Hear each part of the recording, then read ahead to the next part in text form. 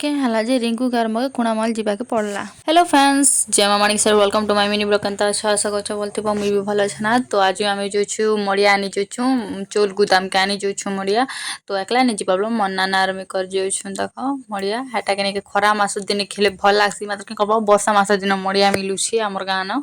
तो हेटा जोछु चोल गुदाम के आमे तो एबे चोल गुदाम को पहुंची गलो ना। देखबा के पहले जे बेसी भीड़ अछन ते देले कार्ड कुड़ा दी दी छु हमर ना पड़ले आमे छिनी जिमु। देखो हमना दुईटा भी जगी छन आरु गां सब लोग माने भी जगी छ नहीं पड़बाता मुई भी जगी छे। बेसी बेली गला न बसी बसी भी केनता लागि जुछि।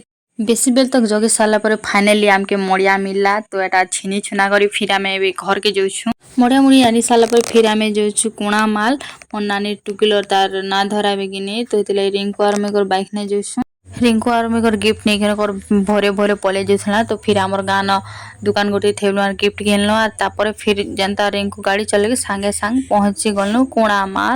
तो फाइनली नानी घर पहुंची गलो ना। इटा देखो इटा मोर बड़ भांजी है, एटा मोर नानी है आर छोटिया एटा जे सोई छे। तो चलो मुई तुमके देखौछे।